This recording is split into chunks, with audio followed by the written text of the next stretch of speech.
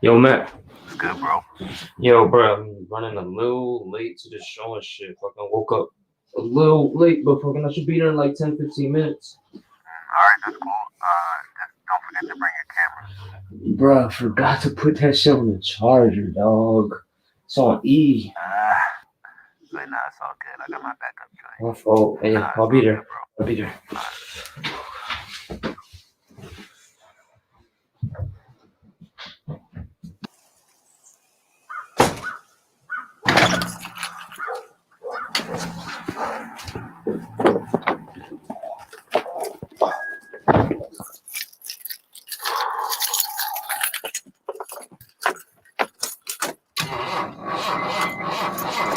The voltage is too low.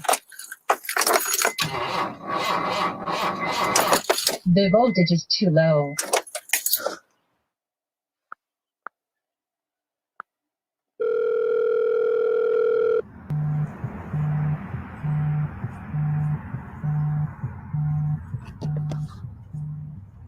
Yo. Bruh.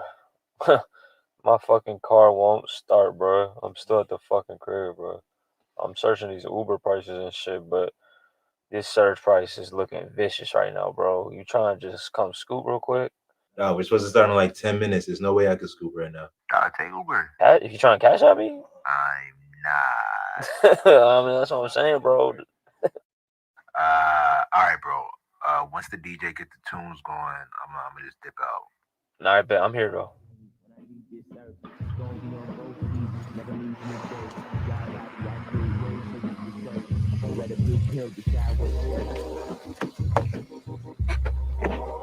Turn on the TV, I see massive stereo. Pick a side, the virus spread like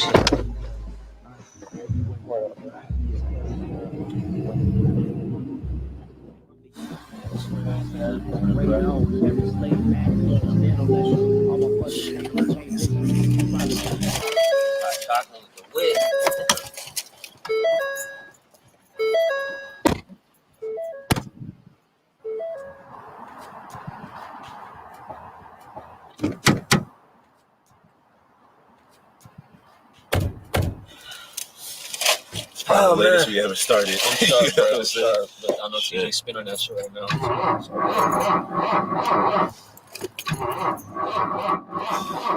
Dog. Nah, bro. Stop Shit's playing. not starting. Stop playing, bro.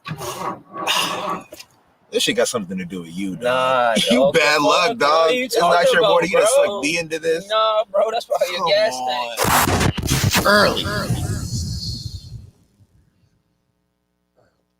what's goody, every Yo, what it do? What it do? What it do? these highlights.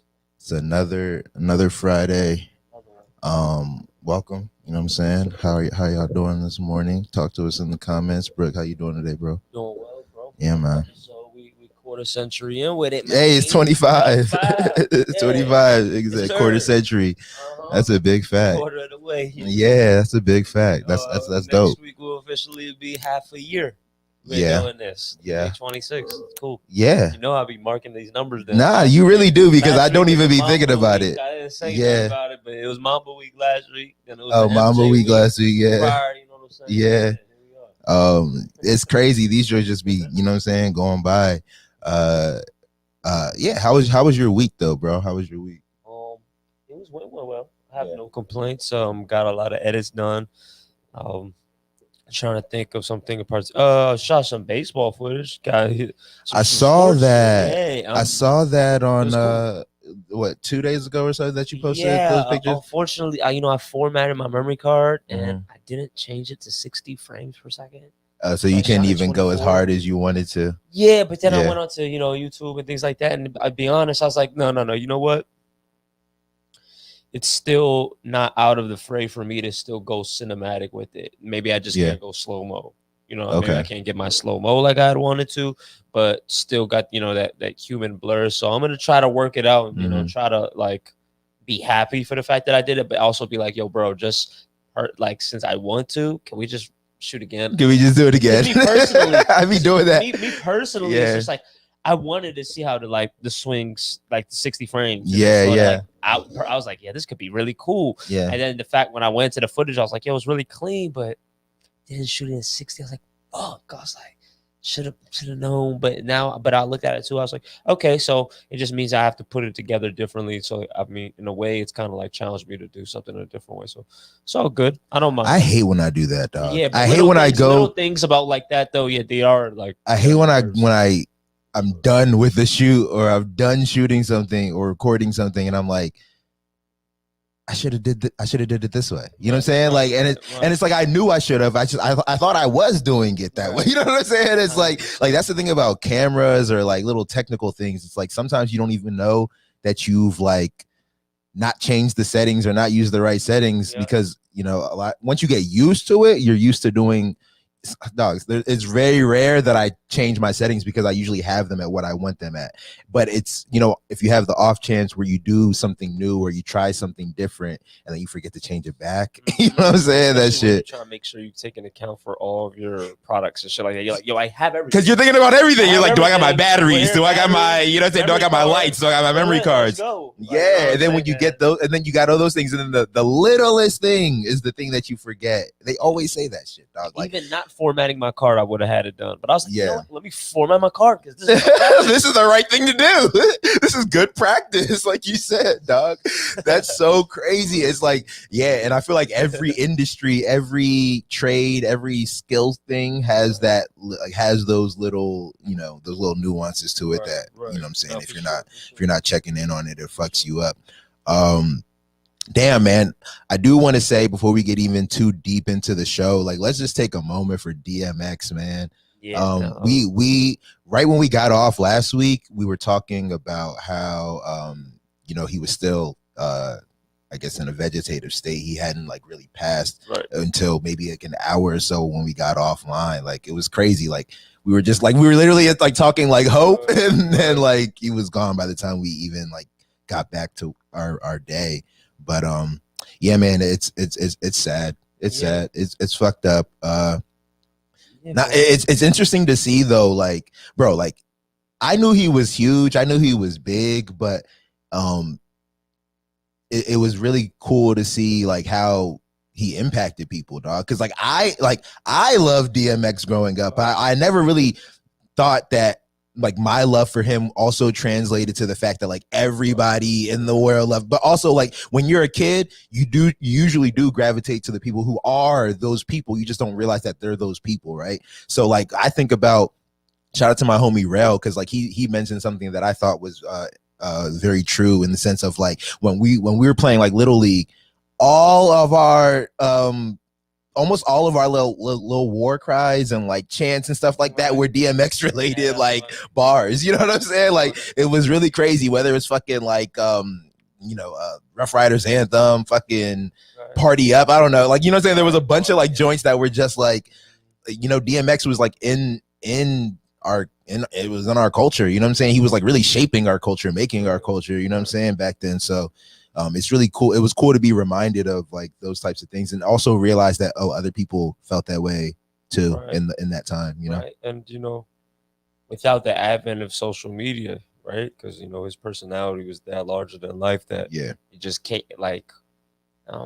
I just remember growing up, like, he was a figure. Like, he was a whole character. He was a character. That's the thing. Like, the voice, the dogs. You know what I'm saying? Like, in the middle of verses. Nigga will be barking in verses. Not even as the ad lib, like as part of the bar. You know what I'm saying? But I remember too. But there's I've always respected DMX, especially when I was younger, and then I started doing my due diligence, like when I really started falling in love with hip hop around like 05, 06. Yeah.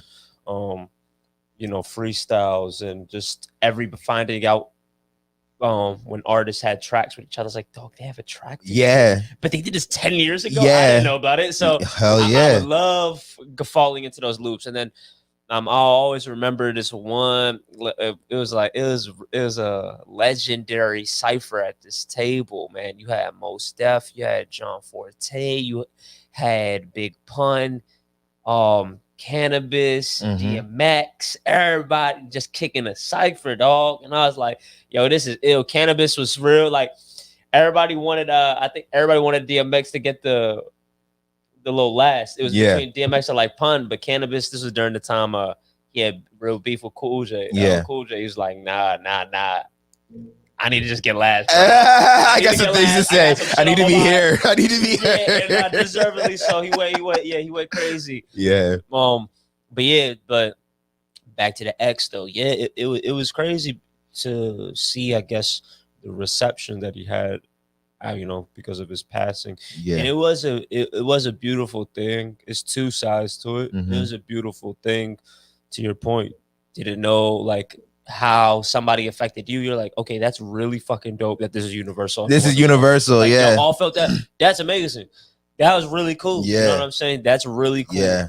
But also to it, and it's by no fault of DMX, but it's just fucking society too. It's just sometimes I don't know, like people like fiend to be relevant or also have contribution in terms of what's going on right now. Yeah. And it's like let me bring out my DMX picture that I happened to take with him, even though I wasn't a huge fan. Or just trying to whatever do it is. Diligence in a matter of fucking minutes, or like Yeah. within the past year, and then people just you know what I'm saying? Just this crazy outpour. And it's like, look, genuine emotions. I'm never, how do I sound trying to tell people like, yo, if that's how You don't feel that way. Yeah, no, big crazy. facts. That's crazy. Like, no, not Big at all. facts. But Let them feel how they feel. yeah, exactly. But I just think sometimes people have like crocodile tears, and people just for the sake of their own ego and wanting to be relevant in a Mhm. conversation Mhm. have to input certain things, right? Yeah. And that's it. But that's not just exclusive to DMX. That's just, I guess, like a condition of society, and because of social media, you're gonna have people that are emboldened And to do it's that. and it's like I got to do it even more so now. 100%. You know Like what I'm on the saying? Clubhouse, everybody got a fucking DMX room, and it's like, dog, like that's like we should just go to one room. Yeah, or two. Let's make it 2 rooms. Yeah, You know what there's I'm different saying? Like, cadences and shit. yeah. After a while, it's just But like, you don't you're need just trying to get numbers for everybody. your Every group. influencer don't need to open up a It's a DMX room. buzzword. Yeah, it's a DMX buzz. Pass is a Yeah, buzzword it is now. a buzz. Like, that's what your title's called. Yeah. Oh, are they Yeah. really playing? Like, you know Yeah. what I'm saying? So it's weird. But yeah, I mean, all in all, you know what I'm saying? Fucking legend. You know what I'm saying? Yeah. check that Nah, bro, it's crazy. Like, and also too, like Slipping. when we talk about, what's crazy? Oh my God. Yeah, there's so many joints. How's it going down? It's like, what are the dog, you couldn't tell, dog. You could not tell 7-year-old, 8-year-old me that fucking What These Bitches Want From a Nigga was the best song ever. Like out, like dog. I was 8 years old, like let me know, dog. What these bitches want from a nigga? You know what I'm saying?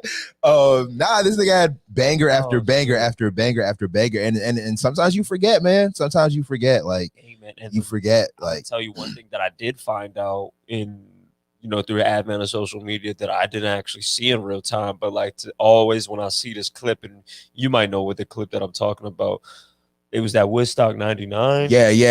That was like, there you go. There's humongous. Everything we're talking about, there you go. Like if you want, but the thing is too, with a little caveat, and I guess to his plus, I guess, it was a fucking sea of white people just to show you how expansion, like, yo, bro, this is bigger than white people, dog. Yeah, no, 100%. But the thing is, and that's the thing, and that's the thing about like, and that's the thing about thinking about where. That's the thing. I was mentioning about thinking about what's happening in the time that it's happening. The only way you could be a nigga that is has 2 platinum albums in 1 year is if like you have a humongous white crowd. This is the night. Like, it wasn't social media. You had to be on MTV. You had to be on all these stations that was majority owned by white people and had those white fan bases. You know what I'm saying? So like, in order for you to even be humongous like that, it's because you resonate with those people. I mean, even go back to like NWA. Like NWA had like a hella white fans. You know what I'm saying? Like they did. You know what I'm saying? And I mean, you can really talk about any hip hop artist who was humongous back then. They had a white fan base. You know what I'm saying? Like you had to be that popular back then. Parents of those children rushing the legislation like, oh, yeah, this shit illegal. yeah, and that's because of the parents. You know what I'm saying? Like, whoa, I don't want my white kids being influenced by. And it's like you can't help it because it is cool. Like like literally kids will tell you what's cool. And like, you know what I'm saying? Like you can't tell kids what's cool. You know what I'm saying? So that's kind of why and then also the movies, bro. Like I'm looking back, like this nigga was a real not to say he was like a great actor, but this nigga was in Romeo Must Die, Exit Wounds, fucking Belly. You know what I'm saying? This nigga has we just named 5 off the top. I don't even know his whole his whole filmography. Like, they had like 3 joints together, bro. Like it makes no sense. Like that was a cool little phase. So, yeah, he had his moment. He had his moment of like, let's just get DMX everywhere we can get him. Like, and it was a flex at the time. Like DMX was like we have to even think about it. He was one of the biggest artists at the time that could even make that crossover. Like y'all can't do movies. Yeah. I'm doing movies. You think about Nas was in Belly with him. What other movie was in Nas in besides Belly? You don't know. Like I'm not saying he wasn't in any, but I don't know any of them. You know what I'm saying? Jay-Z and them, they did the state properties, but that was like they made those. They made those for themselves. You know what I'm saying? DMX was sought after for these movies. You know what I'm saying? So like it's very interesting. I mean, and the fact that he wasn't a great actor, it goes more to show how much of a star he was. It's like we don't care. Just put him on the movie poster, put him in the fucking picture, and like it'll sell tickets. You know what I'm saying? So that was very interesting. So yeah, man, it was really cool to just kind of see the reception and the recognition he was getting. So yeah, shout out to that. Sure.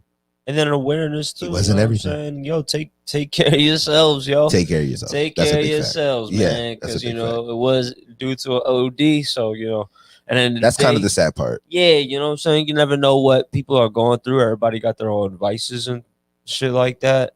So always be conscious of the shit you do. I mean, even if it's not something that's necessarily good for you, try to think of terms like moderation. Try to keep that shit in mind. And yeah, man, you know what I'm saying? You got one body, one life. So that's a big fact. Live it up. That's a big fact. That's a big fact.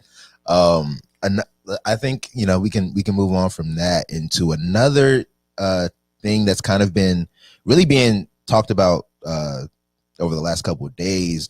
We got the NFL draft coming up. Yeah. We're already in like mid-April, so it's like I don't know the exact date, but it's probably in the next couple Thursdays. You know what I'm saying? Yeah. 2 weeks. Yeah, it's got to be something like that. Shout out to the time we went to the draft. Shout out to that, and shout out to fucking Adam, who we lost last year. Yo, that's why. Because he was with us. That was one of those great days, bro. That was back. That was like shout out to Adam, man. That was another. That moment, that like trip. That draft was. We really did it. Yeah. Because think about it. Like that was the first time that they did it in that way. Drafted first overall pick above Mahomes. Garrett went first. Oh well, no, first quarterback. First quarterback. Yeah, right. Yeah. That was the same draft as Mahomes. We seen that niggas was born, and then I remember we seen. We did. Yeah. Yeah. Ben Simmons and Embiid was right there. So that was really one of the last times, bro, that I was a part of just like let's just go do this and let's just see what happens. You know what I'm saying? Like, because that was me. You know what I'm saying? Like that was me when I was like younger, just getting my my fucking feet wet with cameras. I was like, I'll do anything, anywhere. You know what I'm saying? Like, who wants to get shot? You know what I'm saying? Yeah, so like niggas just picked up and went to the fucking draft. I think we had heard like the day before. Because I remember their draft. I think they were making commentary on it. Like Philly really went all out. That was the first time they did no draft experience. Yeah, that was the first time they did they did a draft experience like that, where they invited fans. It was outdoors. You know what I'm saying? Niggas could literally see everything. Like the draft was happening right there. It was like a concert. Yeah, you know what I'm saying? exactly, But the draft exactly. usually had traditionally been in New York, Free like seating, within though. a You could sit wherever, or Yeah. stand wherever. you could even be on the Work your way outskirts to and the see top, and hear right. what was going Yeah. on. You know what I'm saying? So it was definitely a vibe. But now that it is draft season, there's a real they're talking about like, 4 or 5 different quarterbacks that could go in the first round. You know what I'm saying? Top 10. Top 10 picks, even, not yeah. first round, top 10. Which is that's crazy. Yeah, It's- unprecedented. I mean- Unprecedented, for sure. No, yeah, unprecedented. Sure. Is it that all these quarterbacks are that nice, or like they're all top 10 talents, or You know, like the teams that just happen to be in the top 10s or the teams that just a lot of teams need quarterbacks? Or what do you think it is? Upon scouting and you look at them, sure, like the potential and the skill set of the quarterbacks is not necessarily what's being questioned right now. Yeah. You're really nitpicking because the NFL has transitioned to a point where it is a quarterbacks league. Mhm. The whole team, what you're starting to see is like your success is really predicated on, do you have, maybe your quarterback might not be the elite of the elite, but do you have a franchise quarterback? Like, is that the dude? Because if that's not the dude and he's a moving part, you cannot really have success. So therefore, you got this big emphasis on these quarterbacks now. And then when you see the Mahomes, you see the Watsons and everything, it's also at the same time, since the emphasis is so high, now they're also saying, yo, what can I don't want to miss out on a. Exactly. Am I going to miss out on the next Patrick what Mahomes? can you do for real? Like, how are you assessing these defenses, looking at your record, looking at your competition that you've played, right? Because that's one thing that people will hold against Zach Wilson. Like, he's coming out of Brigham Young, BYU. You know what I'm saying? He's coming out of there. And then when you look at some of the opponents that they played, you'd be like, you know what I'm saying? That don't measure up to like NFL some of the talent. Justin Fields played or Mac Jones at Alabama played, or let alone, Trevor Lawrence. But Trevor Lawrence is like consensus first pick. Yeah. Nobody's really arguing that. You're 34-2, Clemson. You got you got a championship. Like, nigga's a baller. You know what I'm saying? Yeah. But to your point too, if you ball like that, you're 6'6", you're white, you can get away with statements like, football's not everything. Football's not everything You know, I have to a me. We're lot going of to get other into that plans. for sure. And like how you had said, like, people are actually like, oh, that's a good perspective. Like, trust me, 99% of players coming into a league, You're going to get 8 if you feel like that. No, that's a fact. They don't want to hear that. I'd rather you say, bro, your life is football. 100%. That's what and then live that it's either or. You know what I'm But saying? because the thing is, to me, bro, is like there's people out there that think that it is everything. I mean, not even that they think it is everything for them. You know what I'm saying? Like, it is everything for them. Even to a casual fan, like, football is everything. Yeah, even to the casual fans. But like, we're at the age, bro, where we know niggas who've probably fought for NFL contracts. You know what I'm saying? Like, if you know like a nigga who was nice in football and you know that they were trying. You know what I'm saying? Like, some of my closest homies were trying to get NFL contracts, and you're literally in a pool of thousands. You know what I'm saying? Of course, Trevor Lawrence is consensus #1 overall. You know what I'm saying? He's that nice. You know what I'm saying? And he's been that nice since high school. You know what I'm saying? So like, he's been that guy. He stayed. Yeah, He's been that nice, right? But the thing is, in the NFL, dog, like pick somebody, bro. Like, if you don't care, you will be gone. Like niggas will eat you. You know what I'm saying? Like it don't matter how much talent you have, bro. Like, there's niggas like Tom Brady is Tom Brady because he over indexes on the other side of it. Yeah. Like, he cares so much. That's why he's the best quarterback ever, and he was the last quarterback chose. Seen it too. When you're a quarterback with talent and don't care, you know what that looks like? You're Jamarcus Russell. You're Dwayne Haskins. No. I'm not even. Yeah. You're Jay Cutler. Jay Cutler. That is what you are. Yeah. That is like the best. I'm gonna say Jay Cutler because I remember when Jay Cutler came in the league from Vanderbilt. Mm-hmm. Like, bro, one thing that everybody knows about Jay Cutler, like, bro, nigga has an arm. Yeah. He has an arm. He could fling this shit, and his prospects was really good. Like, even coming into it. He was with the Bears, though. That's why it was gonna, like, it was only after a couple seasons before people got really like, being yo, bro, on a bad team is gonna take care? you being. That's what I'm saying. Because if you're not on a good team, it's gonna be magnified that you don't. Because you like they're looking for you to change the. You know what I'm saying? Like, you're the first quarterback. They're looking for you to be the guy to come and change things. And this nigga's gonna go to the Jaguars probably. You're not going like. But beat this though. But beat this, and this is kind of like to your point. I mean, the Bears literally had legitimately when Jay Cutler came in, they had the fucking menacing defense. They still had Urlacher at the helm and everything. It was more so like, yo, bro, we need offense. it's you. Yeah. Like if you fall through, like if you come through, bro, we could be winning shit. Yeah. Didn't they win a Super Bowl? That defense, Brian Urlacher. No, not with Jay Cutler, but I'm saying Brian Urlacher has won a Grossman, Super Bowl. Rex Grossman. That was when Peyton got his first joint. Yeah, Colts beat them that joint. That so they never won a Super Bowl. Brian Urlacher. No, I'm talking about Brian Urlacher era.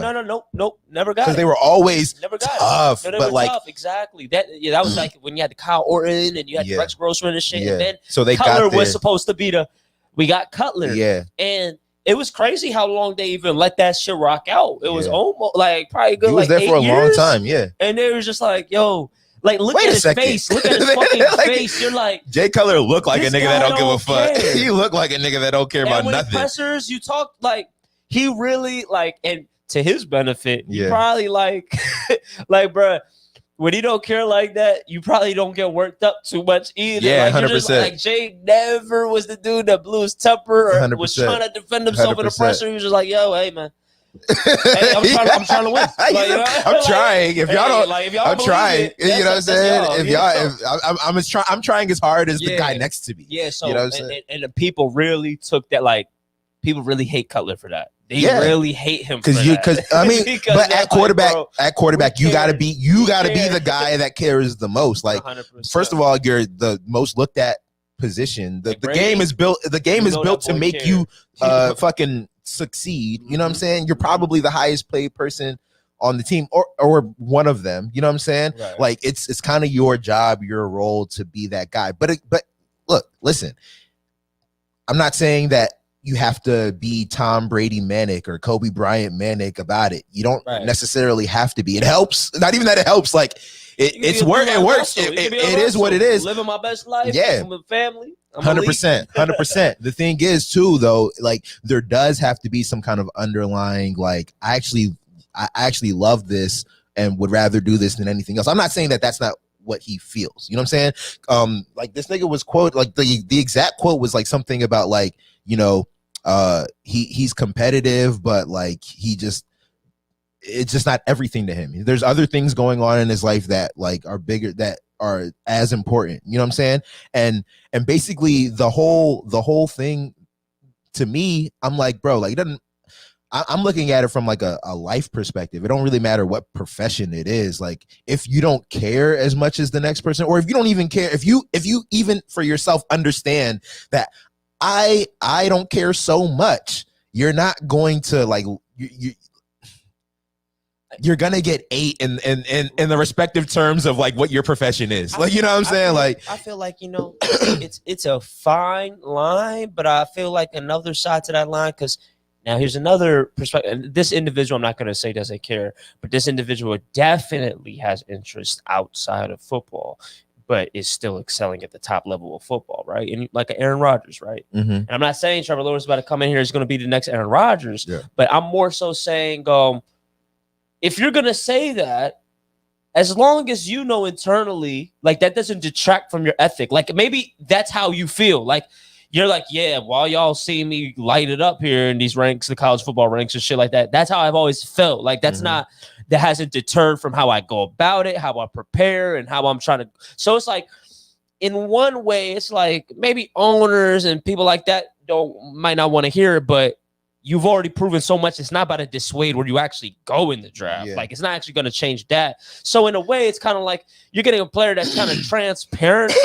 about their shit, and it's like as long as I feel like I just need a quarterback to understand that you have to be the most responsible player on this team, like even outside of the team, and you just have to be a leader of actual men. And if you could come to your job and do your shit every day, it's like, look, man, if you know how to balance like other shit things. Working out, by all means, cool. Like I'm just more so saying, at the end of the day, people will measure you on your results. Yeah. So if your results don't, they're gonna be like, well, bro, 100%. You don't care. You play like you don't care.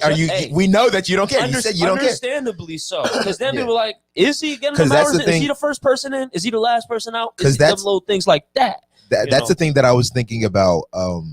I don't know how well I was communicating it, but that's kind of the thing that I was more thinking about is I don't think it's going to affect where he goes in the draft. I feel like whoever was going to pick him is going to pick him because like at this point, you're like invested. You know what I'm saying? And like whether mentally, financially. Yeah. So it's to me more about like what's going to happen now that you're here, bro. You're going to a team that is going to be trash or going to be trash. Or they were trash last year. You know what I'm saying? So like you're going to a team where you're probably one of, you know, a bunch of guys who don't care so much. Man. You know what I'm saying? Jags they fucked it up. Yeah, they were. It seemed like they were nice a couple of years ago. Yeah, it was right there. Oh my god, that's crazy. That's so foreign to think. It's crazy how fast you could change. How fast it changes. Yeah, a couple players gone, a couple seasons go by. And, Tom Coughlin, bro, that nigga need to retire. Just get out of here, bro. Yeah. After the Giants, that man should have left. Yeah. I hate outdated people that try to. Well, the thing is, Brooke, like this is what they do. Like this nigga's an NFLer. Like, what is he gonna go and do? You gonna go work at fucking TJ Maxx? No, like the nigga's gonna try to get another NFL job in the league. No. What is he doing? You think he maybe he wants one, or maybe he's happy. Maybe he like a Trevor Lawrence. Like, hey, there's other things besides football. Out of 23 seasons, 16 of them, my man did not go to the playoffs. It was a blessing. Mediocre as mediocre could be. He even made it that far, bro. Like so now. Big facts. I don't know. I'm just really critical of people that's like, you're trying to enforce a way that you go about things, but you're living off real past accolades, like past accolades. And the reason why we have to even bring it up is because these sports before us are literally shifting the actual culture, the way that works, and the actual players, how they go about shit. Like players, like nowadays, like a player will retire. Yeah, a player will hold I don't care. I think that's what's scary about Trevor Lawrence too. Is like his high school coach came out and said, no, it was either his coach or his dad was like, yeah, like this nigga could walk away from the game tomorrow and be fine. It'd be fine. And that's like we saw Andrew Luck do that literally. You know what I'm saying? Like literally. And you know what's crazy? So NFL owners, they're probably like, but again, like if you're gonna pick him, you're probably gonna pick him because you as an individual, it's best that you are built that way. Yeah. Maybe in this time, if you're in this space, this level, you're in this position. Yeah. Maybe you don't have to voice it. Maybe don't say that out loud. No, but at the end of the day, how I truly feel, it is best that you are first because a lot of these people, this is all they fucking know. Yeah. And they really do be worse off afterwards. They really do. Like if you don't have any interest, you haven't been cultivating any type of thing. And if you're in the NFL transition, bro, like one thing with this, another thing we could definitely talk about in a future show. Yeah. Being somebody that really has no money and just coming into fucking millions. Like you had nothing. Like you're not even accustomed to wealth at all. Wealth. Damn. What are your habits like? Because this is really what's going to constitute. I was going to say too, like to that point, to an earlier point where it's like, bro, like, if you've only been playing, like if you're in the NFL, you've probably been preparing to go to the NFL for at least 10 years. You know what I'm saying? 100%. Like you've been playing middle school football, high school football, college football. Right. You know what I'm saying? Right. And then preparing for like the draft, you know, like that whole, like honestly, that whatever your last college year is, and then the moments leading up to being drafted is probably the most work you'll put in towards that goal. Right. You know what I'm saying? So like you're invested. You know what I'm saying? You're invested. And when I say like you're an NFLer, it's like, bro, like once you're there, it's like being in an industry. If you work in retail and you get fired from Forever 21, you're gonna try to go to fucking, you know what I'm saying? Lulu, you're gonna go to another retailer and be like, let me see if I can translate my skills here. In the NFL, it's like, okay, let me go to another NFL position. Let me go to another NFL team. Let me go to another NFL football related thing, right? Going to the money thing, bro, like that's a whole nother, like that's a whole nother thing. Like bro, like and the thing about other professions is you level up in ways where your salary levels up a little bit. You know what I'm saying? So you can get accustomed to like what's it like to have a little bit of an increase? What's it like to have a little bit of more expenses but also a little bit more income? When you get millions dropped on you, it is different. It is different, but it also I think it's 100% on what your makeup is, bro. Because like you look at a nigga like 100%. Kawhi Leonard, like 100%. You know, like this nigga, like from reports and stuff, money don't really like the change in money don't really phase him. I've heard Chad Ochocinco say shit about like how like this nigga just lived like he was broke because he just didn't care. You know, what we saying with that is, man. And it was really subjective from person to person is infrastructure they got built around. 100%. Like without that, it's really it's LeBron, freestyle. You can be well, like it could be well off. You know what I'm saying? And even LeBron in a way is just kind of like, he built his unit. Like LeBron is a real day winner. Like who was there? Everybody to hold me accountable. So even if I was and they're all making, and they're all like doing my guys. Like literally whatever I was gonna do, I literally like didn't do it because I consulted like my men. Like you know what I'm saying? Okay. Like, but even to have, I feel like even to like, well, because like you might have the next man who's like, I don't gotta ask nobody. I don't gotta consult with nobody. This is my shit. You know what I'm saying? Example, right? People do like Josh Gordon. This dude is arguably one of the most talented wide receivers that's ever came into the league. This nigga's only played maybe one full season. Nigga came in the league 2014. To this day. Is now what is he trying to do? Trying to get back in the league because of why? Because he got a drug abuse problem. He's literally had like 5 or 6 suspensions, and the NFL is getting a little bit more empathetic with this. I'm surprised. The fuck out. I was bro. When we're coming I'm surprised that he's still era, bro. He would have been gone a long time ago, but I'm surprised that he's even still like. It's like, bro. Don't get me wrong. I love Josh Gordon as an athlete. I'm like, bro, like the nigga's tough. Also, as like a dude who just wants to like smoke weed, it's like, bro, like. Do you like you're nice as fuck? Like it's the rules that don't make sense if you ask me. But also it's like I like the empathy for like come try again. It's like I don't even get it. It's like I don't even get it. I feel like we kind of half saw that with Ricky Williams a little bit, but like Josh Gordon. I mean, no, but Ricky Williams stepped away. Ricky Williams was like, actually, I really don't care. You know what I'm saying? He's like, actually, really don't care. He really did step away and came back and then ball with the Saints for a little bit. Yeah, that's what I'm saying. Like, but he was on some like really, I really don't care. But like Gordon is like, it's not even just I want to be here, but it's like I can't. Like that. Like he really not. Yeah, he really not like. He really be like relapsing on this shit. The reason why I brought him up was because look, here's a dude too where I'm sure all you thinking of, bro, is this football shit. But I'm sure the football, like even though you get suspended and you fucked up a lot of your potential earnings up, I'm sure you've also gotten paid well too. Like if you had the mind to maybe just transition from like maybe you should fuck that because it seems like this quest to keep coming back in here leads you to go ahead inevitably doing that. And that leads to sadness for no reason. Exactly. Because it's like you can do that and be fine. You can do that and be in a amongst an environment of people who don't scrutinize you for this. You know what I'm saying? Like literally you can go excel at something else. But the thing is like if you are a football player, it's like no, I can't do nothing else. You know what I'm saying? Like not like I like the same way you make videos, I play football. You know what I'm saying? This matrix that you don't even necessarily that kind of leads you towards your vice. And at the end of the day, it's like you just this is your life at stake. At the end of the day, even though you're trying to get this position, it's your life. Yeah. So, bro, it's a fine line. But I guess back to why we had originally just even brought this shit up, anyways, is just to say so a statement like that doesn't necessarily affect Trevor Lawrence's draft stock, but an individual like Justin Fields was balled out, you know what I'm saying? His whole tenure at Ohio State and leading up to literally the combines was supposed to be the second drafted, but now with Zach Wilson, oh my God, he reads defenses so well. Mac Jones, you know what? He might be the most ready out of the. And then, he might be. They got so many different ways of describing the same thing. Trey Lance, he has played the least games at all, so he has the lowest floor, but he has the highest ceiling. The way shout out to y'all literally gave each the wordplay a different. The wordplay is marvelous. Justin feels like he does a little bit of everything. Like I'm looking at Justin Fields like when I look at the Patriots, I'm like, look. Y'all got Cam.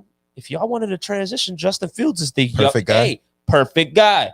I'm looking at the Falcons. Like they're looking at the Falcons like, oh, it's perfect for them to go ahead and get Trey Lance since he's still got to develop. You could still got Matt Ryan. Maybe he could play a season. He could learn a little bit. And then you could go ahead and off trade Matt Ryan. But his contract kind of could be a little hard to get off. But I'm sure in this league, you're gonna get somebody to take Matt Ryan. You're gonna somebody took what's his name? Don't say Stafford. I was gonna say Stafford. That's the thing. The thing is Stafford. I really think even though he hasn't gotten as far as like Ryan in certain things, I literally be like Stafford's situation. What did you want him to do with the Detroit Lions? No. I'm just saying. But I'm saying like Matt Ryan is talented too, though. That's what I'm saying. Like I'm not saying he's. I'm just saying like. I thought I was trying to make your point. You know what I'm saying? I know But you're saying Stafford is way better? I know TJ's watching this right now. TJ's watching this right now. Stafford, I'm not saying he's way better, but he's better. I'm not saying he's not better. And I'm not. I feel like they're in the same class of quarterback. Like if we're talking tiers, I feel like they're in the same tier. That's the thing. I think now. I really think. And I know the Falcons line wasn't really up to par either, but I think I don't know if they in the same tier, like career wise, bro. There's nothing I can really tell you. That can make you think otherwise. But I Matt really Ryan think just don't do it for you. Think due to Matt Steve Stafford's, like I've seen, like he leads the league in fourth quarter comebacks his whole career. I'm a Matt Stafford guy. I'm saying things like that, and then when Calvin Johnson retired and he still did this thing, I was just like, you know what, Calvin, you never had a situation, bro. Matt Stafford, I'm like, you never really had a situation. You're in a whole situation, right? You're in a whole situation. Like now, I'm like. I'm just anxious to see this is the year. We'll see, Matt Stafford. Mm-hmm. If you're really been that guy, and we just never could really give you that love because it was like the accolades. We need you to win. Like you got Matt Ryan, he got an MVP. He got MVP on his belt. Yeah. He literally has a fucking half down in the Super Bowl. They're supposed to win. Like, bro, you got as far as the third quarter in the bowl, about to win this fucking ball. It will always. No, yeah, I'm not saying it shouldn't. 25. I'm not saying it shouldn't. 3. Bro, it's hard. That game is that, and the thing is, hard. And then the next you gotta seize those. I was like, no, and then this season I'm like, oh my god, what are y'all doing, bro? Post, it's PTSD. That should be real. Yeah, no, it's real. Be real. Yeah, we just talked about the Jaguars who were on the cusp of going to Eagles. Yeah. Like, man, that bro, PTSD is real. If you don't shout out to finish the deal. But back to the thing about Justin Fields, like it's interesting how like. Now they're putting this narrative on. They like literally what Trey Lawrence said, Lawrence said. They're putting that on Justin Fields, like as if he said those things. You know what I'm saying? Like they're talking about like, oh, like his stock is dropping because motherfuckers don't know if he's like passionate or how passionate he is. That I think there was an NFL executive who said like he doesn't seem like the first in last out kind of guy. He seems like the opposite or something like that. Like, and it's like where'd you get that? Like say that? Like niggas said. You're affecting people's whole livelihoods where they go. You know why would you say that if you literally had no? But also, so like motherfuckers are so like literally. I was hearing them talk about this on First Take I think yesterday. Yeah. And they were talking about like what? Need to get tested. Not even first. I said First Take. The top 10, Stephen is like.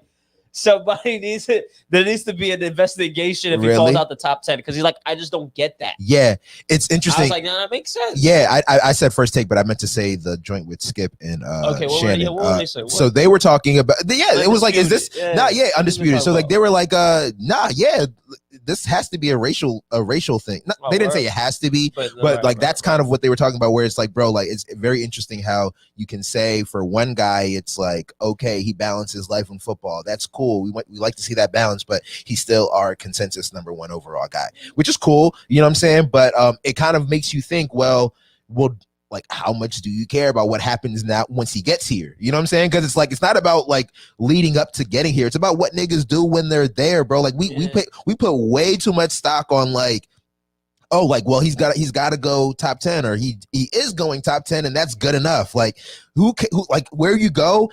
Once you're gone, it does not matter. Now it's like, what are you going to do? So it's like, why do we act like we literally act like the draft is a NFL season? It's like, it's like, oh, this person won this part of the.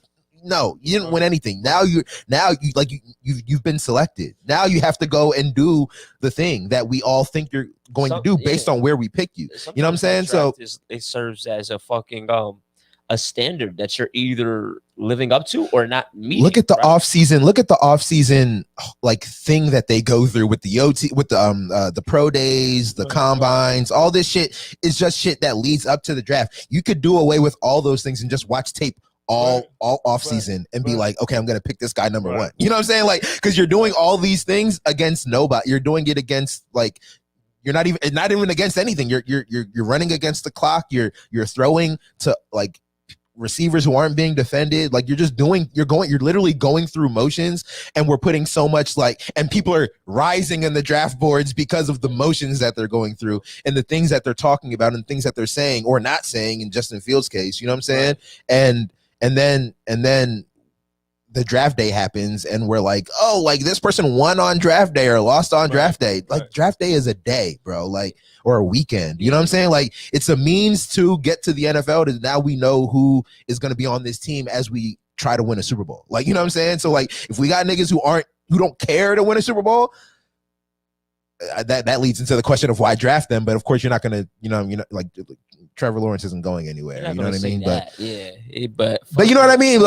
With Justin Fields, it's very interesting because like I was saying with the whole the thing on Undisputed, and apparently what they were saying on First Take as well, is like it's very interesting how like the white quarterback can say this, the black quarterback can get this put on him. You know what I'm saying? 100%. Yeah, I mean, the measuring sticks are in place for us to nitpick, but people that really do their due diligence, I feel, I'm saying, I'm not a scout, but I feel somebody that really puts them in them hours in terms of watching the footage, like that's all I need to see. I really don't need this. A combine is not about a pro day. It's not. I had to see how he acted and see the progression. Like if they've been here multiple years, then that's what I'm trying to see. How they progressed, like all like the mechanics and all that type of shit. And then the combine again, like it's a way for, I feel like teams to see exactly who's the best. It looks close, but who is the best? Like trying to get that. But I think I don't know. That's interesting because again, like to your point, I think you could. I look, man. I think you could do away with a lot of shit. I think you could do away with all the like senior day, all that shit. I think it's pointless. I think it's pointless. But at the end of the day, too, it's like it's so tradition. But so get something out of it. Get something out of it if you got to do it. So much money in it at this point. Yeah. Just in the draft itself. 100%. Yeah. So much fucking money. We're not even talking about the money that they're gonna get signed to and decide. The event. The event. Like the sponsors for the event. The production crews that are there. To be honest, like, and again, like. I know I'm even accustomed to it growing up with the drafts, and I've watched drafts, you know what I'm saying? I've never been opposed to watching drafts and shit like that, but I'm like, the thing in itself, I'm like, it's comical too. I'm like, look, we're just getting people, watching people get hired. Yeah. Like big facts. That's what we're doing. In any job, like, bro, I'm not. And then the whole, and we're evaluating the interview process. You get a job? Like, can you live stream? Big facts. Big facts. Big facts. Like, so. Nah, because at the end of the day, we're gonna judge you off of how you perform. Whole thing is theatrics, but a lot of shit we do in our society is theatrics. So not to knock it, but we need the entertainment. That's why it's being televised. You know that's what it is. So all I'd be off. So I was like, hey man, at the end of the day, you got a check, you get drafted. I'm happy for you. I'm happy for you. Hey, man, let's see what happens. That's all I was trying to say. Let's see what happens. Next up, we are talking cryptos. We're gonna talk. We're gonna take a quick little commercial break. You know what I'm saying? But we'll be right back. Right back. What's goody, everybody? This is Bruke and you are now tuned into Early, the morning podcast, where we talk about a multitude of different topics, where you're bound to hear something that's of interest to you as well. So if you're watching this on YouTube, go ahead and subscribe to ItsNation TV. If you're catching this on Facebook, go ahead and go ahead and comment, engage with us, and you can go ahead and follow me at Bruke, and you can follow my Brody Mek at ItsNation.com. Y'all know I make a lot of podcasts, and every podcast needs a website. Literally, I've tried to put all of my podcasts on one website, ItsNation TV, but I've definitely gotten to a point where I've realized that in order for each podcast to grow individually on its own, each podcast needs its own website. And the easiest way to make a website for your podcast is on podpage.com. Like, literally, it's the easiest way to make a website for your podcast. Like, dog, I'll do it right now. Like, literally. All you got to do is go to podpage.com. You know what I'm saying? If you got your podcast on Apple Podcasts, you literally type the name of your podcast in. You know what I'm saying? You type in the email for your account and boom, it literally, dog, I don't know how it does it. It's magic. It literally pulls up a bunch of different website templates from your podcast. And that's not even the crazy part. What's crazy is all of this is free. They got different tiers. They got a pro tier, they got a basic tier, then they got the free tier. You know what I'm saying? The pro tier is definitely the way to go if you're taking your podcast seriously. But like with all of the tools that podpage.com gives you, it's well worth the bread, that it is. Check the link in the description to get started with podpage.com. It's literally going to be the best thing you've done for your podcast. People make so much bread off of it, Isaac. I know you're hip.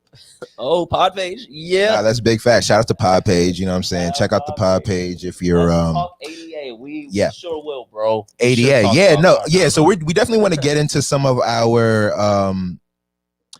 I know you want to get into altcoins. I guess everything almost has an altcoin attached to it on the blockchain. You know what I'm saying? That's what it kind of seems like. Before, me and Mek, we always like to have these pre-meetings in terms of what we're going to talk about. So today, Mek was talking to me about 5 of like crypto projects that I'm really on. And Mek knows me, like, I'm fond of a lot of cryptos. I'm fond of a lot of the major cryptos. But when I'm thinking about investing, a lot of the times I'm also thinking about purchasing power within the actual coin, and I like to be real well invested in a coin, right? I like to have a good amount of actual tokens. So when I look at like a Bitcoin or Ethereum myself, I'd probably, and I don't trade too much, but if I'm looking to actually make money on like those type of assets, I'd rather trade as opposed to actually buy them, because it's just how I'm viewing it is. I'd rather have like a whole of the actual crypto, and by no means like you could put Ethereum is running out right now is about what 2370, so you could even put half of Ethereum in, and if that runs, you're making substantial gains. But I like to look at coins that have real promising futures, their technicals in terms of like their team and developments of what they're working on, and then you like to own that coin, and then, are those like coins, the price point, and then point, those coins, and then I'm going for those coins that are literally at the buck or and the higher price coins that I actually do, I'll use those as my like a stronghold, where it's like, oh, okay, like because this is going somewhere, or $1,000, boom, I have no intentions to ever take out of here. Or for example, put in Ethereum because we fuck with NFT, so it's like I always need Ethereum anyway. So like, let me just have I'm starting to realize that's something that I'm starting to realize. We this both is like, damn, like we should have kept like that curio drop. Like I should have kept just a little, well, not even a little. I should have kept 75% of that in ETH. Just took the other, realized it instead of just taking the whole thing, because what did it do? It rose almost $1,000 after that. Right. So these are the little passive investments right there, where it's like, that's how it could be fruitful to you. But me, I'm looking at projects and like even off of Coinbase as well, and I'll get into some of those, but like a 88 Cardano or like a XLM, Stellar Lumens, right? I'm focused on these coins, one, because they've been around even since the last bull run. A lot of cryptos have revealed themselves as being pump and dumps, of being bullshit, or just like Lend, having no Lend, kind of like just they get subsidized into like the bigger company, into something like else, right? And so, and that's cool. These are developments that are happening. That's what's gonna happen right now. Exactly. So like when I'm looking at ADA and I'm looking at what they're doing, they're another platform trying to build their own decentralized apps and whatnot. They're trying to get into the DeFi space. They're trying to have their own smart contract that kind of differs from Ethereum. I'm trying to see. And you've told me a little bit about them. Are they like a competitor to Ethereum? So would you call them in like the pop culture terms, people will call it the ETH killer and shit like that. I'm sure Cardano has no. That's not like their intention or how they're coming about it, but your diehards and your real hodlers of the coin will say why. Like many people are saying, why are you using the ETH? Like Cardano, like so. That's what I was asking. Exactly. So it's and it's been around for numerous years. So I'm looking at Cardano when the price point right now, it's crazy, because before this current run that we're on right now, you could have literally already 10 times an investment in Cardano just from the top of the year. You could have bought it at 13 cents, and now it's trading at like what, $1.40 or $1.35 or whatnot. So like even these gains are fucking crazy. Again, hey, none of this shit is financial advice. Me and Mek are just giving opinions, big facts, on things that intrigue us. And if it intrigues you the same, you can definitely check it out. So that's what. And also, I think we're just talking about like things that are like projects and protocols that are interesting. Right, You know what I'm saying? Like, because like your money in it. It's just interesting. because I know some of the ones that I have on my list is like, you know what I'm saying, the ones that I've been paying attention to the most are joints that they're interesting to me because I'm just finding out about them. Like I'm still doing my homework on them, and I'm like, oh, like these things are happening on the blockchain already when I thought they were like, bro, when I've been invested, whether financially or just like mentally, in the blockchain for years. You know what I'm saying? Since like at least like 2016. You know what I'm saying? And I only say that to say that I remember when I was first coming into it, I was thinking, oh my gosh, like the potential for where these things could go and like what people are saying should happen on the blockchain and can happen and will happen on the blockchain. As I like kind of like open my eyes up a little bit right now, these things are happening. You know what I'm saying? Like some of them are starting to happen. I remember when, shout out to Phil Nana, like I remember when he told me what Ethereum was, like when Ethereum was like, you know, it was nothing. You know what I'm saying? It was nothing. It was like blockchain was the thing, and blockchain was trading. I mean, Bitcoin was the thing, and Bitcoin was trading for like, you know, like $2,000 at that point, or was like a Bitcoin was $2,000 at that point. It was that early, and he was telling me about Ethereum and what smart contracts were, and I was like, dog, smart contracts, like this sounds so interesting, and this sounds like the best thing ever. Right. And now, like, we're literally watching we're watching its maturation happen. You know what I'm saying? Like back then when he was telling me about it, I was envisioning what it could mean. You know what I'm saying? Now that we're fucking with NFTs, like this is exactly what it is. And it's like, damn, as it was unfolding, I didn't realize it was unfolding because I'm not developing on the blockchain like these niggas are. You know what I'm saying? So it's like I'm kind of seeing it happen from a faraway stance and not from an inside stance. So I don't know. It's like I can step away for a month, come back and be like, oh shit, y'all got the smart contracts done. You know what I'm saying? Like y'all are doing it. You know what I'm saying? So when I look at some of these other protocols, like I've been crazy into decentralized finance over the last couple of weeks, bro. Like I think I was telling you about staking and like what people are calling staking and yield farming. That are particularly there's literally let me just name one of my companies that I'm really looking into right now. It's this joint called Rari Capital. Have you ever heard of it? No, I'm not. So Rari Capital, what they're doing is super interesting. So I'm huge on like even the traditional form of investing. I'm really into like you know, putting basically robo advisors. Do you understand the concept of how robo advisors work? So robo advisors are basically stockbrokers, but like AI stockbrokers. So like literally they'll just they'll invest, you set what your risk tolerance is, and they do all of the investing for you. You just got to put your money in. You know what I'm saying? And they'll kind of allocate among different funds and different stocks based on what they think is best. But it's like AI. So like they use data, whatever the fuck they use. So I remember I was talking to you about staking last week. Maybe not on the show, but I remember talking to you about it because it was super interesting to me at that time. Right. I just really got hip to staking a couple weeks ago. So like over the last couple weeks, I've been really getting into it. And I remember having a conversation with you about like how I was getting on Aave and like all these types of things. Because what they're doing is essentially they're giving you high ass yields for, you know, saving your money on that platform, essentially saving your money. But really what it is you're lending it out to people who want to borrow it. The same way how, you know, putting your bank. When you put your money into a bank, you're essentially letting the bank lend it out to other people. That's when you're actually earning money. And then they earn money, and then they give you a little bit, and that's what your percentage yield is. But, you know, with traditional banks, it's like points of a percentage usually. You know what I'm saying? I think the competitive, like the real national average right now is like 0.05 or something like that. You know what I'm saying? Whereas like in the crypto space, niggas are giving APYs of like 30%, 40%, 28%. You know what I'm saying?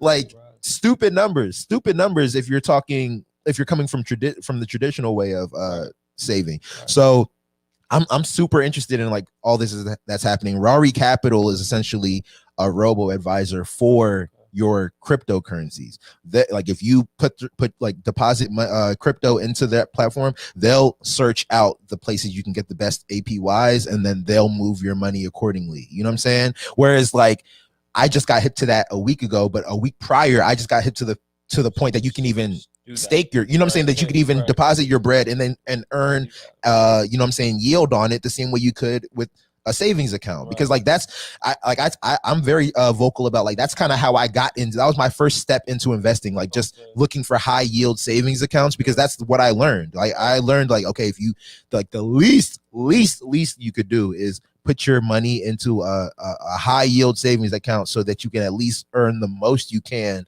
in your savings. What we traditionally do is just save in our checkings or save in a regular savings account, not like a specifically high yield joint. So so now I'm like, oh, like, so bro, like crypto is really really, this is an investment towards what we really or now we're seeing proof of concept being the currency of the future. You know what I'm saying? Like not even the future of like tomorrow. Like, you know, like let me not talk about the future like it's 2040. We're talking like 2026. You know what I'm saying? Like, and I'm not saying like motherfuckers are gonna be using it like it's dollars, but I'm saying like some of the things that we need to do, like you said with the tokens, like people are buying tokens because you need to pay these tokens to use these applications. As these applications become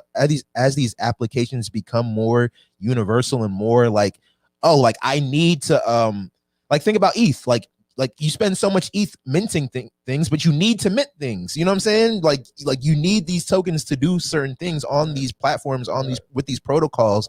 So it's like it is valuable to have these things, and these things are worth the transactions in the places that you use them, which is going to be worth something as these things become more widely used. So Rari Capital is like a super joint that I'm interested in. I mentioned Aave. That's a joint that I'm really looking at. But it's also like what these things are doing. Like Aave is another joint that's giving you high, like it's a lending platform. Motherfuckers need like, and when you look at their numbers, like motherfuckers are borrowing and lending on those platforms. Hundreds of millions of dollars being borrowed and lent on these platforms. So they're being used. Like all of this is like all the proof of concept of all these like crypto businesses and companies is really taking shape right now. Like we're seeing that motherfuckers will use these things if they know how to use them or what's being done or why to use them. And we're seeing more and more like it's becoming more understandable. Right. Or you know what I'm saying? Like people are starting to understand a little more. And yeah. So that's like silver lining with COVID, right? Kind of expedited everything. 100%. Expedited all of this shit to the point where now it's not something that people look at crypto as something that's like over the like it's on the horizon. It's more so like, oh damn, we're in this crypto world. We're here now, aren't we? You know what I'm saying? So now it's a matter of trying to like increase the urgency in terms of like how people should be aware, because it's literally integrating itself within society. And a lot of the institutions that we use they're the ones that are actually a little bit late to the party, but are getting into it, which now, is interesting. Should be the reason for the casual person to be casual person, yo, get on it, because it's like it's weird because everybody want to buy Bitcoin when Bitcoin's $50,000, but when it's $5,000, you know the media is like, oh, this is skeptical. This is a 5,000. What is it?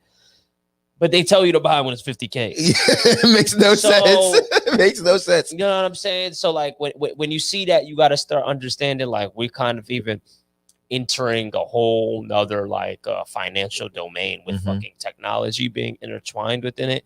And you know, with all of this, I understand how people get intimidated by this, like even though it's nowhere near, you know, rocket science, but people it's not, you know, but I do understand how things just look on the surface of it, and people will act as if, oh, this is not meant for me, or you know, I tried. Like you tried. It still sounds a little bit like speculation though, or feels like it still feels a little bit like speculation. Like I think if you're a casual person, you can't understand like why digital currency would be needed, or like you can't understand why it matters, why it should matter to you. Like, you know what I'm saying? If you're a regular casual person. And I'm not trying to, for that individual on your, you know, left to your own devices, it's probably it's very well there might very well be like a high chance that you yourself cannot necessarily get into it. But I'm pretty sure that you have an individual Well, why can't in your you? circle.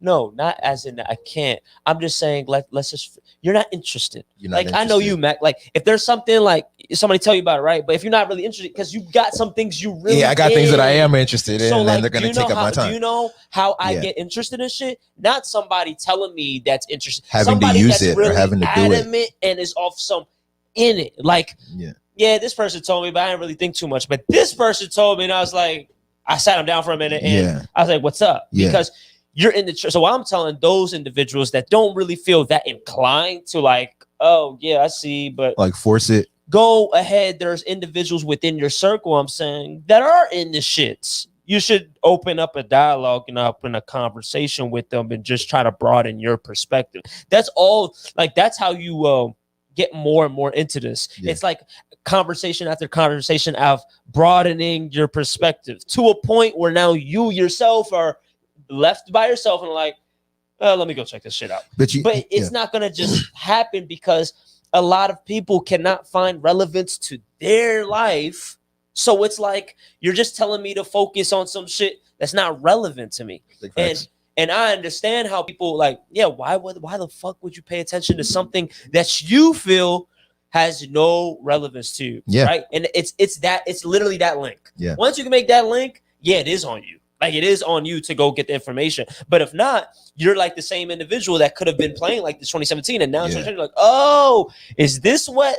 That's what you guys have been talking about. It's always been this. Yeah. There's nothing that changed. It has always been this. Why did you not make the link before? Because you thought it was something like, oh, I thought it was a scam, or I thought it was too complicated. Yeah. Oh, I didn't have the money. And when people be like, not had the money, I'm like, bro, I truly get that. But I'm like, you had $10 every like select day. Yeah. You had a dub. That's the shit that really goes a long way. Like we looking at a report. But you know what's interesting? No, you're right. You know what's right? You're right. But I think it's interesting. I think I had like a little baby epiphany in this regard, in the sense of I do now look at I'm gonna be honest. I looked at cryptos before as like a money making play, like a money making opportunity. Right, you know what I'm saying? Like you know, people who literally work on Wall Street and they literally make their living off of trading stocks. Like that's kind of what I looked at it as. Right. I'll say even up as recently as 2 months ago. You know what I'm saying? Now I'm very much like, this is an investment towards my like what I believe the future will be, which is a future that runs on the use of digital currencies. You know what I'm saying? And literally, like how I just explained a couple minutes ago, like the things that these tokens are going to be used for are going to be things that are going to be used on a regular basis. So you want to have the currency that allows you to use those things when they're cheap to get, right? And I was listening to, so this guy, Tyler Winklevoss, you know who that is? The dude that co-founded Facebook? The twins. Yeah, one of the twins. So like they're humongous right now in the crypto space. Like they were just in Forbes for being like, I think they just became billionaires because of like their crypto portfolio. You know what I'm saying? I think they were. They were billionaires. They just further.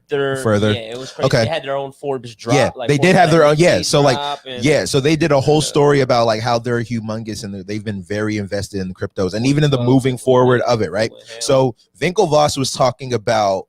He said something very interesting in the sense of like, we're talking about Bitcoin being what 60K right now.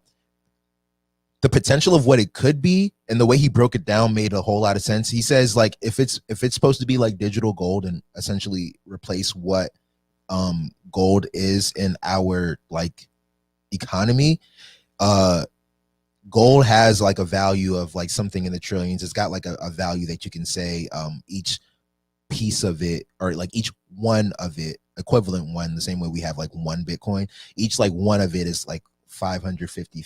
It's like 555,000, something like that. Right. So like he's essentially saying that like Bitcoin, if it were to replace gold, it would be like its value would be 555,000 or more. You know what I mean? 100%. So basically, the fact that it's trading at 60,000 right now is like it's like that just shows like where the potential could go.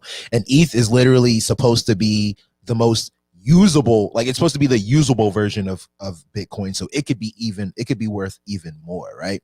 This is all his speculation of it, and the way he breaks it down makes sense. You know what I'm saying?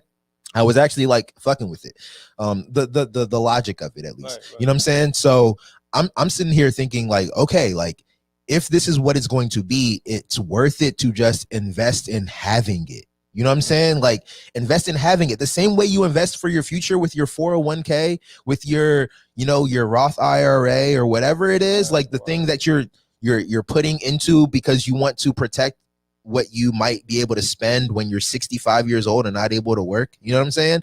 That's what it's like. That's what it is. Like, that's how you should be looking. This is not financial. This isn't any financial advice, but like, that's how Mek, that's how I'm looking at, owning these cryptos and these coins and all these things. But again, I'm more interested in doing the due diligence of what these companies do on the blockchain. You know what I'm saying? Like what they're trading at is interesting to me, just on some like how much I'm gonna get of it, or how much I'm going to you know, get out of it at any given time. But and also just to see like, okay, is this joint charting up or charting down over like and like over different periods of time? Like what's it doing just trend wise? Those are things that I pay attention to, but I certainly pay attention to, you know, what's this company doing? Like Rari Capital, I'm not invested in Rari Capital at all. I will be, you know what I'm saying? But I'm still doing my due diligence, but like they're interesting. Like what they're doing is super interesting, because like I'm into robo advising from the traditional standpoint, to think that, oh, like motherfuckers are already doing this with cryptos. One, that just is, it shows you that like crypto is really here to, it's not even a fad, bro. It's like literally it's an investment. It's a currency. You know what I'm saying? It's a currency. It's like having, if you're a farmer, it's like having crops. Like, you know what I'm saying? Like, and we're all going to be having to do, like, we're looking at it, bro. Like another company that I'm really into is Vive or VV. I don't know really what they're doing, but they're the Ecomi token. Fucking like what they're doing with like VR experiences is crazy to me. I showed you on my phone like how you can step into your little collectible vault. I feel like that's just gonna open up, like that's gonna open up the world that we see with like why people are collecting NFTs in the first place. You know what I'm saying? To have some place to showcase them that's that's a VR experience, and they're like literally working on that. That's why I'm like, oh, like what these motherfuckers are doing is interesting, and I can see it. Like I can see it the same way that I saw like Ether being what Ether was back then, and it's like, oh, like you can't sit on it. You can't sit on this. Like if you see this, you got to go. Like I learned from Gary Vaynerchuk all the time with this, where he always talks about how like he used to see like companies that would be good, but like wouldn't invest in them, or wouldn't, he would just like see it. He'd be like, oh, like I believe in it, and he would even talk about it. And then like, you know what I'm saying, Facebook was the first one that he saw, but he like went all in on, you know what I'm saying? And it's like, sometimes I feel like I have that kind of thing going on, where it's like I'll see what's happening, but I don't go. Some things I do, but some things I don't. And it's like, if you don't, like when you look back on the things that you didn't go on when you saw it, it kind of makes you think like, okay, I got to start doing that all the time. You know what I'm saying? Also, when it doesn't hurt, when there's nothing to lose. Like that's kind of how I got into the NFT space in the first place. You know what I'm saying? So yeah. I was about to say, yeah. So like, you know, sometimes you need to see a use case actually playing itself in front of your face to actually really understand the significance, or sometimes to really just validate what you thought it was. Yeah. But sometimes like to actually see it done, you're like, I feel that way towards Centraland or Mana. Like I remember telling people about this you got me. You could have 1,000 times, like it hasn't even entered this bull run for that particular asset, but at this moment, you could have already made 1,000% profit plus, you know? And I remember at that time, it wasn't the small valuation that made me be like, oh, let me buy Mana. It was like, oh, it's a virtual real estate. That's what I was like, yo, it's a virtual real estate. I was like, and I didn't even really fully understand that concept the way like I do what today. It was, like what it is or why it's important. I was still like, I kept saying, oh, real estate. So like, people that play their games and shit, like that's real estate. Like, is that where I'm going at? That like The Sims, is that it? So I was thinking about how like on 2K you can walk around, like, you know what I'm saying? So 100%. Then I was like, okay, yeah, I can see like that's not That's a going thing, anywhere. yeah. Like, so I was like, yeah, that's a thing. But then I was like, I know this digital real estate is way more all encompassing than the way I'm thinking about it. So, but now fast forward, I'm like, I see exactly what decentralized can be. I Mhm. see how people are buying parcels. I see people designing their whole fucking avatars. I see people probably using even this technology in the future of maybe even merging it with like real estate. Is there a way that through by use of Decentraland you can buying do virtual, houses and things like that? Yeah, like yeah, galleries, yeah. shit like that. So yeah, just all this development that's happening. It's funny too. We can't always let price indicators be what measures if there's actually progress going in. We're in a bear market, people, for about 3 years. Progression was being made, but the price wouldn't have told you that. But everybody are working. Like these projects that we invest in consist of whole teams that have, you know what I'm saying, like their whole job, like they're clocking in every day to do that shit.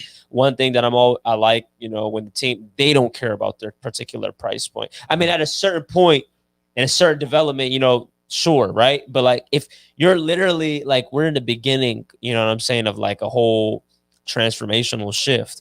If you're at the beginning of some of these game-changing companies, you're like, bro, we don't give a fuck about this dollar valuation you're giving us on your fucking market today. Like, we're trying to do some big shit. Like, if you ask us what we really thought we think we're $1,000 plus coin. Yeah, right now. You know what I'm saying? Like, that's what we really big think. facts. So Big facts. this little valuation And that in a sense contrast doesn't really bother us either way. If you're making money on it, by all means, that's great. And then communities are always built more so off of the potential money that they could build, and then that community becomes like, first people will be raving about it, then somewhere down the line it just becomes their community because they've built up such a base. Because one thing I've noticed too with the crypto and Twitter, these social medias and these crypto, man, they're heavily correlated, man. In a bad way, so much so, the bull run a couple years back, because literally markets were being influenced on timelines, like literal markets. But now, there's no more ICOs and shit like that. It's not as susceptible to manipulation in that way. But well, how would you explain like the Dogecoin? Because what does Dodge do? I'm not. Yeah, that's the thing. I feel like that's only manipulation. I don't know, but like I don't know, because like what does it even do? Or like what is that? I could explain Dodge to you, because that's what I'm saying. This is how I think about things too. Is like, initially things could get manipulated, but that manipulation gets lost very easily once hype enters into markets, right? So like, let's say somebody manipulated it for it to have a jump. That jump is all that somebody needed to actually. Well, I'm not even saying somebody, because like if we're talking about it happening, because if we're talking about it happening on a timeline or happening, it would have to be a whole group of people in a big group, So when I talk about crypto and Twitter, all you got to do is $ any fucking coin. That's what I'm talking about. I'm saying any coin you got, there is a timeline of individuals. Like, it ain't one. It's thousands of individuals saying some shit. So if something happens positive within a coin, the fucking global army of whatever coin that is are literally going to be post. Yeah. Then you know what speculators do too? They type in. They start talking about it too. Yeah. But what is people saying about TEL? Yeah. $. People literally will read the comments and be like, "Oh, it's going up." Like, is that what's going? I'm not gonna say I do that, but I do due diligence on coins before I actually buy them. 100%. But not everybody does due diligence. But I'm just saying more so how the information gets out and what people act on. So all you need is a good, like, and I know because this is how I went about it in 2017. All I need is a good 300 confirmations of different accounts, and I'm like, that ain't a bot. That's a human. Like, I'll be like, this might be it. So I'm thinking like, I think I might miss something.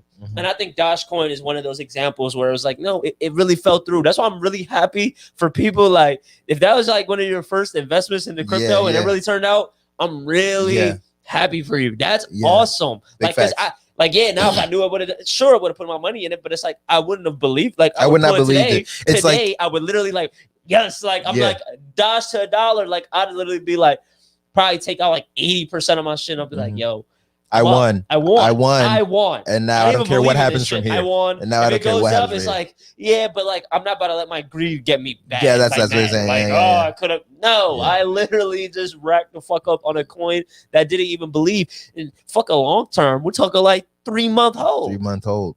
So with that, I would just forewarn people: don't let your expectations get distorted within this market, because now everybody would think, oh, so everything's supposed to be doing a dodge. And I'm not gonna lie, bro. Deep down, in all of our heart of hearts, that's exactly what everybody wants. We hope that everybody wants. Dog, we hope 100%. and that's the beauty about crypto. The thing is, so what is crazy about the GameStop thing, because like that's what GameStop is an example of what any cryptocurrency can do. You know what I'm saying? Right. Anyone. Dodge is like a joint of like it's like the GameStop of cryptos. You know what I'm saying? In the sense of like cryptos can do what, you know, like cryptos can, you know, 10x, 20x, 30x, but like what we're talking about, like a stack X in like 3 months, you know what I'm saying, or something, or probably even more than that. I don't know what the exact numbers are. Like I told you, but, a band at January 1st would have given you 38K. 1,000. So that's 38,000 times or something. 38 times. That's crazy. It was significantly under 1 cent. I didn't even know that. I wasn't. I was like, I thought it was in the. I was like, oh word. So like when it kept rising and shit, like Dodge, and I was like, and when I checked it like at 2 cent, 3 cents, I was like, oh y'all were in it, huh? Yeah. I was like, Elon really got niggas hip. Like, I was like, that's interesting. That's but dope. Yeah, that's why I love them coins. I love them coins because by the time they get to 1 cent, it's already doubled. Many times over. So now 1 cent to 2 cent is more than doubling. It's more than doubling. You got to invest in it's like 6 timing or whatever. It's crazy. Like the compounding. But that's the thing. Like, that's why. But that's kind of why I say it is a little bit of a gamble in the sense of like when you're picking coins that are that low, it's like you don't know what they're going to do. Like picking coins at that stage. You're literally honestly. How could you literally speculation? Not speculation. Dog, I was telling you about Aave. I had come up on some Aave joints that I didn't even know that I had, because I remember that's what I was doing back then. Back then I was just like, let me just put like $10 into this. But like $10, you know, 6 years ago is like, you know, it'll go crazy for you in joints that we're trading sub 1 cent. You know what I'm saying? And now like that joint's at like 400 something. You know what I'm saying? Like it's stupid. I've even watched like the way these joints move is crazy. But again, like I'm more thinking about like, yeah, that's cool. Like it's cool, but like it's cool, but it's also looking more towards the like real. I'm thinking of, okay, like, yeah, the sexiness is kind of worn off on me. I'm like, I'm here. Like, this is, I believe in this currency. So like now it's about like investment play. Like it's about like literally putting my building my house, not even putting my flag down, but like now I'm building my house in the digital currency space, because it's like the same way I've protected my future or attempted to protect my future with like my retirement plan. It's like now my retirement plan is going to be cryptocurrency based. You know what I'm saying? Like, get out, because I'm like, this is where we're going. Shout out Israel Wilson. We've had him multiple time guest. Yeah, shout out to Iz. He had said something on the first episode that definitely stuck with me, and it's something that, you know what I'm saying, I'm ingraining this go round with cryptos and all things.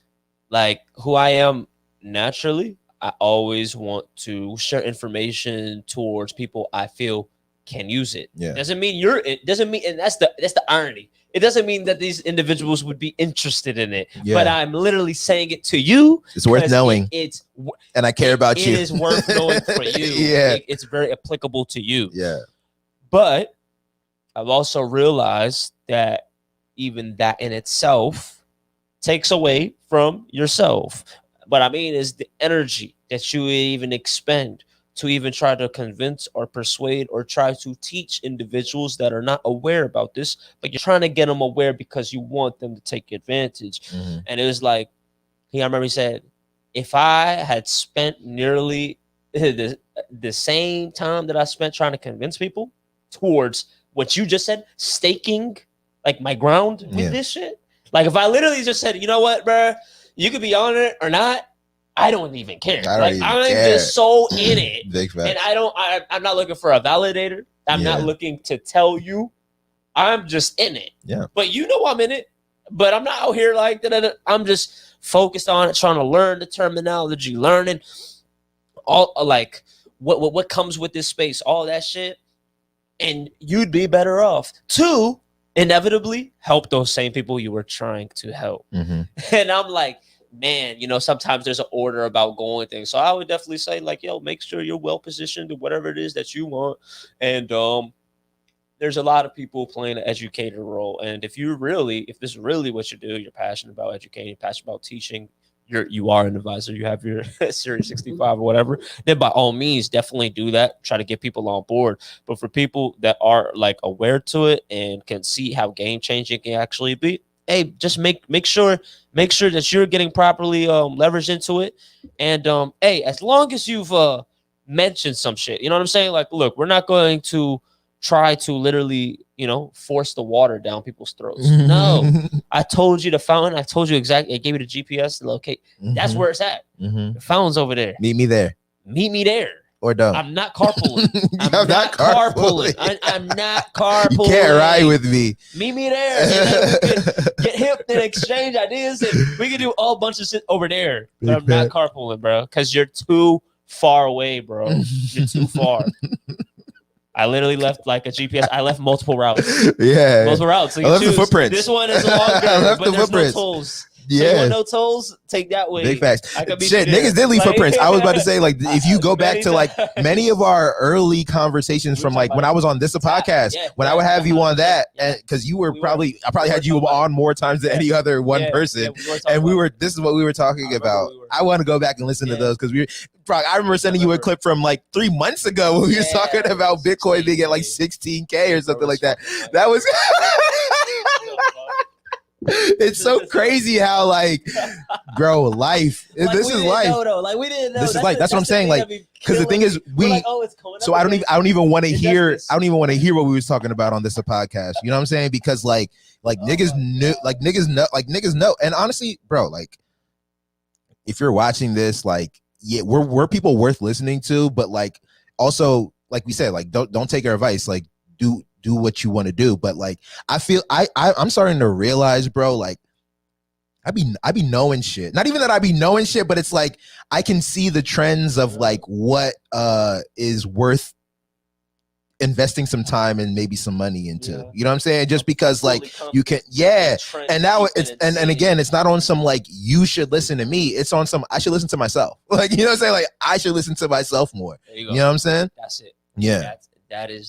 That's the statement of the episode. Big facts. Because I Not think even it's about that- time to wrap up It's not- anyway. But it's not even that you should listen. I need to just listen to my damn self. Yeah. That's it. That's a great advice that everybody should just, you know what I'm saying? Yeah. Reaffirm, because a lot of the times we don't do that sometimes. Big facts. Follow our own fucking advice. Big It's facts. great advice. Yeah. Yeah, man, I had fun today. I had fun on this Yeah, for episode. sure, This was for sure. dope. I like the things that we talked about. For sure. And if y'all are still here, shout out to y'all. Have a great weekend. Hit us up. Shout out Zayna, Subscribe to Zayna, us on ItsNation everybody TV on tuned in. YouTube. What'd you say? Go ahead. No, my friend just tuned into the show. So Okay, lit. give her Shout out to you. a shout out. She has amazing art and whatnot. Okay, what was the page? Her name's Zaina, but on IG it's Paul Giamatti. Paul Giamatti. Literally Shout out to outside. him. She got it. Like, he's probably like, why Yo, can't get, that's get my so name? funny. We were just talking about how we're gonna definitely get into film and stuff next Yeah, for week. sure. I don't think anything Paul Giamatti related because he's not in the Oscars. Yeah. But Nah, like we but, always talk about how he's definitely like going to one of the talk about best favorite actors. and I'm definitely gonna he's do it always one of the definitely he's one of always my in our favorites. conversation of like 100%. best actors. We had a very good conversation. I was really thinking about the conversation we had. I think sometime over the weekend when we was talking about like the Drew Beatles. Barrymore. Yeah, like we were talking about like Drew Barrymore versus like who was the other person that we was trying to say was You're trying to compare her to Reese, and I said Reese. no, I didn't say she was Reese. We were talking about somebody else. Yeah, We were talking about somebody else. I was like Drew Barrymore. I was like, Reese Witherspoon's way more popping than her yeah. right now. You know what I'm saying? Yeah. And they came in at the same time. Then I remember you talked about We were talking about Julianne somebody Moore, else who and I was like, being a Julianne star. Moore's respect. Nah, we I wasn't think talking about Julianne you brought Moore. her up. Nah, and I brought up think she was- Meryl Streep as far as great act, because I was talking about like there's star power and then there's like great that's why- actress. Yeah, and I was like, and then you asked me what was my definition of great act, and I was like Meryl, Walla Davis. Yeah. Damn, that's so Jane Fonda. Yeah. Fucking what's her name? We were talking about somebody. Like we got there because we were talking about somebody who, and then I brought. And I was why like, would we be talking about Julianne because Moore? you're like she. I was like, bro, how is she? A-list? She ate in what? No, A-list. And you're like, she has a podcast. She did a podcast. No, with you're not Drew Barrymore. I'm not talking. Drew is the one. No, yeah, I wasn't not Dre, okay, but I wasn't talking about Drew Barrymore. I'm saying I brought up Drew Barrymore to compare to somebody else, right. and I'm trying to think of who we were talking about. But who's the one with the podcast though? That you said Kay had a couple episodes with this individual on a podcast. So we were talking about how Drew Barry. So we were talking about somebody. We were talking about somebody who, you were saying was like B-list, and I think saying that she was A-list, or I see her as A-list. Backtrack a little bit because I know we were talking about Michael Fassbender. Maybe we did, but that was we were talking about after. actresses first. We were talking about actresses first before we got into like the men, because then we brought up Ed Norton. Oh, I asked if Robert Downey Jr. was on the same level as Ed Norton. Yeah, and you were like, no. No, that's like an easy one. Nah. Like when he said, and I was like, but I think he is. But also, it was because it's not because I love Robert Downey Jr. or nothing. It's because I've seen the different projects that he's done, and I've seen like the range that he's. I've seen the scope of where he's gone, but not the quality of the movies. Not the quality of the movies. Yeah, the nigga's netted, and he's Norton's got. Yeah, big facts. Norton's roles, man. Yeah, man. But then on the women's side, we was talking about, like, I brought up Drew Barrymore to compare to somebody else, because I was asking if you thought she was a star just because like she's famous, but she's more famous because like she's got star power. Emma Stone is a great actress, and she's got star power.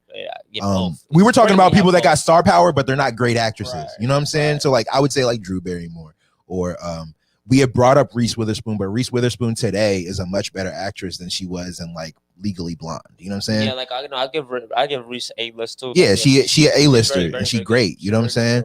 But I can't remember who we were talking about, because Nicole Kidman, we said that's A-list. I was like, yeah, Nicole Kidman, like I put her in that. Yeah, A-list. Yeah, but we're gonna get into the whole movie talk next week.